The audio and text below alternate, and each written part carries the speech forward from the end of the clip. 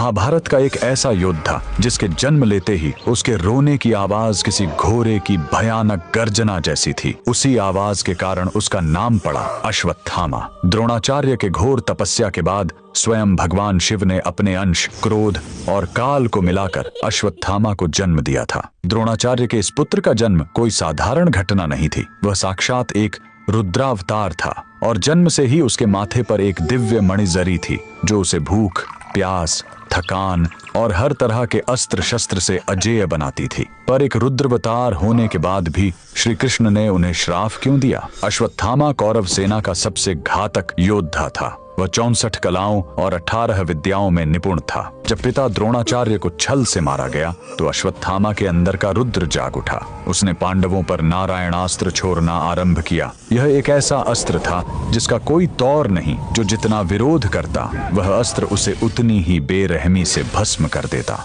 स्वयं भगवान कृष्ण को भी पांडवों से अपने हथियार डालकर इस अस्त्र के सामने झुकने को कहना पड़ा था। लेकिन एक रुद्रावतार एक राक्षस कैसे बन गया? पिता द्रोणाचार्य की मौत के प्रतिशोध ने उसे अंधा कर दिया था। उसने महाभारत का सबसे नीच कर्म किया। सौप्तिक पर्व की उस काली रात में उसने सोते हुए द्रौपदी के 5 मासूम बेटों का बेरहमी से कत्ल कर दिया। और पाप की सीमा तो तब पार हो गई जब पांडवों के वंश को मिटाने के लिए उसने अभिमन्यु की पत्नी उत्तरा के गर्भ में पल रहे अजन्मे बच्चे पर ब्रह्मास्त्र चला दिया।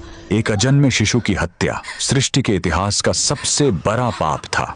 एक मासूम गर्भ पर प्रहार देखकर शांत रहने वाले माधव का क्रोध ब्रह्मांड को हिला गया। श्री कृष्ण ने अश्वत्थामा के माथे से वह मणि नोच ली और ऐसा श्राप दिया जिसने मृत्यु को भी अश्वत्थामा से दूर कर दिया। हे अश्वत्थामा, तू पाप का बोझ लिए 3000 वर्षों तक इस धरती पर अकेला भटकेगा। तेरे शरीर से खून और पीप बहेगा। तेरे घाव कभी नहीं भरेंगे। तू मृत्यु की भीख मांगेगा लेकिन मौत तेरे पास फटकेगी भी नहीं। हजारों साल बीत गए लेकिन मध्य प्रदेश के असीरगढ़ किले के शिव मंदिर में आज भी हर सुबह कोई शिवलिंग पर ताजे फूल चढ़ाकर चला जाता है। नर्मदा के जंगलों में कई लोगों ने उस माथे पर घाव वाले विशाल इंसान को भटकते देखने का दावा किया है। अगर इस रहस्य ने आपके भी रोंगटे खड़े कर दिए तो कमेंट्स में हरे कृष्णा जरूर लिखें।